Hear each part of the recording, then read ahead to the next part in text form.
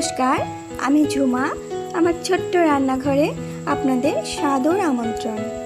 আজকে আমি একটা মজাদার নাস্তা তৈরি করে দেখাবো, যে নাস্তা দিয়ে আপনি বাড়িতে আসা অতিথিদের আপ্যায়ন করতে পারেন। আর কোথাও বেড়াতে গেলে যাত্রায় আপনি সাথে করে টিফিন নিয়ে যেতে পারেন, বা বাচ্চাদের স্কুলে এটা বানিয়ে দিতে পারেন। নাস্তাটা দেখতে যেমন সুন্দর, খেতেও এর থেকেও বেশি মজাদার। আপনি বাড়িতে থাকা খুব সামান্য উপকরণ দিয়ে নাস্তাটি তৈরি করে ফেলতে পারেন। তাহলে চলুন এই মজাদার নাস্তা তৈরি করে ফেলা যাক।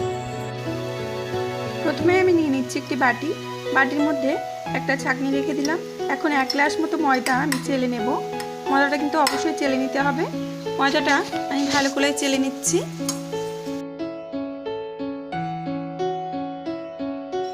এখন আমি দিয়ে দিচ্ছি 1 চামচ লবণ, দিয়ে দিচ্ছি চাট মশলা, হাফ চামচ চাট মশলা আমি দিয়ে দিলাম। এখন আমি দিচ্ছি 3 টিস্পুন তেল, সাদা তেল আমি অ্যাড করে দিলাম। এবার আমি ময়দাটাকে ভালো করে ময়ান দিয়ে নেব। এইভাবে হাত দিয়ে মেখে নেব। আমি ময়দাটা ভালো করে ময়ান দিয়ে নেব। যখন একটা মুঠি পাকাবেন, দেখবেন যে মুঠিটা এরকম চাপ দিলে ভেঙে যাচ্ছে, তাহলে বুঝবেন যে ময়দাটা আমার সঠিকভাবে ময়ান দেওয়া হয়ে গেছে। এখন অল্প অল্প করে জল দিয়ে আমি ময়দাটাকে সুন্দর করে মেখে নেব। জলটা কিন্তু একসাথে দেবেন না, অল্প অল্প করে জল দিয়ে ময়দাটা সুন্দর করে মেখে নিতে হবে। দেখুন বন্ধুরা, ময়দাটা কিন্তু আমার সুন্দর করে মাখা হয়ে গেছে। এখন ময়দাটা মাখা হয়ে যাওয়ার পরে আমি হালকা তেল মাখিয়ে রেখে একটা ঢাকনা দিয়ে 10 মিনিট ঢেকে রাখবো।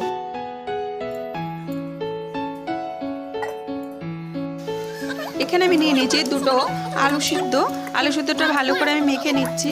এখন এর মধ্যে অ্যাড করব আমি লঙ্কার গুঁড়ো, অ্যাড করব চাট মশলা, আর অ্যাড করব ধনিয়া পাউডার, আর দেব হলুদ।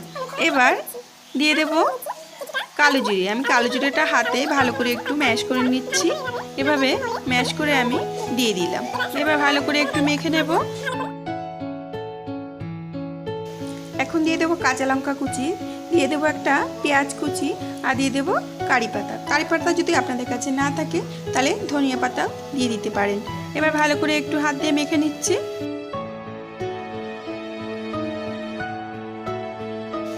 এখন আমি কিছুটা ময়দা নিয়ে নিয়েছি। এই ময়দা দিয়ে আমি একটা হালকা গোলা তৈরি করে নেব। অল্প অল্প জল দিয়ে আমি গোলাটা তৈরি করে নিচ্ছি। দেখবেন গোলাটা যেন একদম পাতলা না হয় বা একদম গাঢ় না হয়। এভাবে অল্প অল্প জল দিয়ে আমি গোলাটা তৈরি করে নিচ্ছি। দেখুন বন্ধুরা, গোলাটা তৈরি হয়ে গেছে। কাছ থেকে দেখতেই বুঝতে পারছেন যে কেমন গোলাটা তৈরি হয়েছে। এখন আমি আটার ঢাকনাটা খুলে নেব। খুলে নিয়ে আরও কিছুক্ষণ একটু মেখে নেব।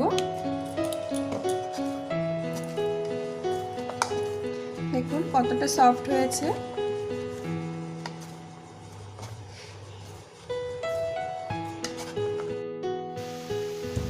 এখন আমি রুটি বেলে নেব। যেহেতু কাঁচের গ্লাসের 1 গ্লাস আমি ময়দা নিয়েছি, সেহেতু বড় সাইজের আমি 3টে রুটি করে নিতে পারবো। আমি 3টে রুটি বেলে নেব। 2টো রুটি সরিয়ে রাখলাম। এখন আমি একটা তলা দিয়ে বড় একটা রুটি আমি বেলে নিচ্ছি।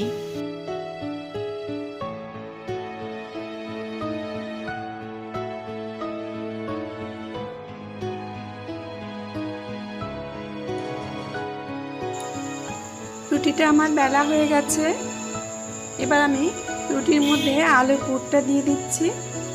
এভাবে আলুর পুরটা দিয়ে দিচ্ছি। আমি আলুতে যখন মশলা দিয়েছিলাম লবণ ব্যবহার করে নিই, কিন্তু আলু সেদ্ধটা যখন মেখেছিলাম আমি লবণ দিয়েছিলাম। আপনারা অবশ্যই আলু সেদ্ধ মাখার সময় লবণটা দিয়ে দেবেন। এভাবে আমি আলুর পুরটা দিয়ে দিচ্ছি। আলুর পুর দেওয়ার পরে এভাবে আমি রোল করে নিচ্ছি রুটিটা। এভাবে সুন্দর করে রোল করে নেবেন। দেখুন এভাবে রোল হয়ে গেছে।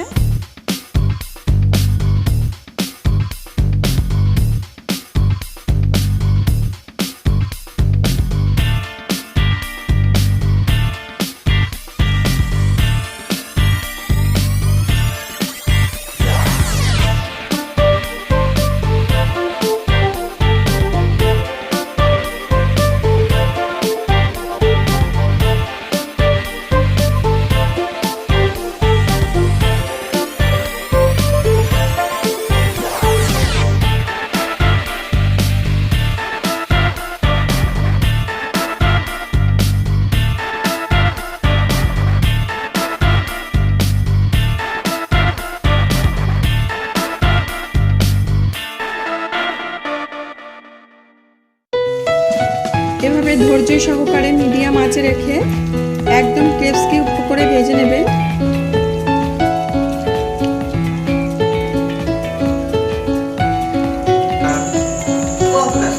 দেখুন কত সুন্দর দেখতে হচ্ছে। দেখতে যদি এত সুন্দর হয় তাহলে খেতে কেমন হবে। এখন আমি একটা প্লেটে নামিয়ে নিচ্ছি। আমার রেসিপিটি তৈরি হয়ে গেছে, দেখলেই বুঝতে পারছেন কত সুন্দর হয়েছে। যেমন সুন্দর দেখতে তার থেকেও বেশি সুন্দর খেতে হবে। আশা করি আমার এই রেসিপি আপনাদের পছন্দ হবে। আমার চ্যানেলটি যদি সাবস্ক্রাইব না করে থাকেন তাহলে তাড়াতাড়ি সাবস্ক্রাইব করে নিন, আর পাশে থাকা বেল আইকন অলে ক্লিক করুন, যাতে আমার সমস্ত রকম রেসিপি আপনাদের কাছে পৌঁছে যায়। দেখুন এটাকে আমি ভেঙেও দেখাচ্ছি।